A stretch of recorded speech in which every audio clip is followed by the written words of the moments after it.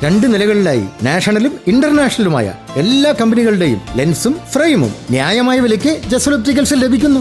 പിന്നെ വിൽപ്പനാനന്തര സേവനത്തിലായാലും നമ്പർ 1 ആണ് ജസൽ ഒപ്റ്റിക്കൽസ്. തലമുറ എത്ര മാറിയാലും കൃത്യമായ വ്യക്തമായ കാഴ്ചയുമായി ജസൽ ഒപ്റ്റിക്കൽസ് എന്നും കൂടെയുണ്ടാകും. നാഷണലും ഇന്റർനാഷണലുമായിട്ടുള്ള എല്ലാ കമ്പനികളുടെയും ലെൻസും ഫ്രെയിമും ന്യായമായ വിലയ്ക്ക് ലഭിക്കുന്ന കൊച്ചിയുടെ സ്വന്തം optical showroom Jasal opticals. Jasal opticals, opposite TB hospital, Karivelippadi, Kochi.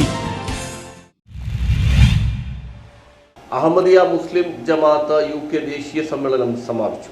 വിവിധ ലോക രാഷ്ട്രങ്ങളിൽ നിന്നുള്ള പ്രതിനിധികളുടെ സംഗമവേദിയായി മാറുന്നതിലൂടെ ആഗോള ശ്രദ്ധ നേടാറുള്ള അഹമ്മദിയ മുസ്ലിം ജമാഅത്തിന്റെ UK ദേശീയ സമ്മേളനം ജൽസ സലാനയിൽ കേരളത്തിൽ നിന്നുള്ള അനേകം പ്രതിനിധികൾ പങ്കെടുത്തു. സമാപന ദിനത്തിൽ നടന്ന ആഗോള ബയ്യത്ത് അഥവാ അനുസരണ പ്രതിജ്ഞയിൽ വിവിധ രാഷ്ട്രങ്ങളിലെ 40,000-ലധികം പേർക്ക് നേരിട്ട് പങ്കാളികളാകാൻ അവസരം ലഭിച്ചു. എറണാകുളം ജില്ലയിൽ പരിപാടിയുടെ തത്സമയ സംപ്രേഷണം കാണുവാനായി എറണാകുളം നോർത്ത്, കാക്കനാട്, പള്ളുരുത്തി, കൊച്ചി, മൂവാറ്റുപുഴ, ഐരാപുരം എന്നിവിടങ്ങളിലെ അഹമ്മദിയ മസ്ജിദുകളിൽ അംഗങ്ങൾ ഒത്തുകൂടി. അഹമ്മദിയ മുസ്ലിം ജമാഅത്തിന്റെ ആഗോള ഖലീഫ ഹദ്രത്ത് മിർസ മസ്റൂർ അഹമ്മദ് സാഹിബ് സമ്മേളനത്തിൽ സന്നിഹിതനായിരുന്നു. പരസ്പരമുള്ള വിദ്വേഷത്തിൽ നിന്ന് വിട്ടുനിന്നാൽ മാത്രമേ ആത്മീയ ഉന്നതി പ്രാപിക്കാനും ലോകസമാധാനം നിലനിർത്താനും സാധിക്കുകയുള്ളൂ എന്ന് അദ്ദേഹം പറഞ്ഞു. രാഷ്ട്രങ്ങൾക്ക് മുതൽക്കൂട്ടായി മാറുന്ന ഭാവി തലമുറയെ സൃഷ്ടിക്കുന്നതിൽ സ്ത്രീകൾക്കുള്ള പങ്ക് വളരെ സുപ്രധാനമാണ്. കൗമാരക്കാർ സോഷ്യൽ മീഡിയയിൽ വളരെയധികം സമയം ചെലവഴിക്കുന്നുണ്ട്. എന്നാൽ അതിന്റെ നല്ല വശം മാത്രമാണ് പ്രയോജനപ്പെടുത്തേണ്ടത്. 2,38,561 പേർ പുതുതായി അഹമ്മദിയ മുസ്ലിം ജമാഅത്തിൽ പ്രവേശിച്ചതായും അദ്ദേഹം പറഞ്ഞു. 214 രാഷ്ട്രങ്ങളിൽ അഹമ്മദിയ മുസ്ലിം ജമാഅത്ത് ഇപ്പോൾ വ്യാപിച്ചിട്ടുണ്ട്. സമ്മേളന പരിപാടി മുസ്ലിം ടെലിവിഷൻ അഹമ്മദിയ ചാനലിലൂടെ തത്സമയ സംപ്രേഷണം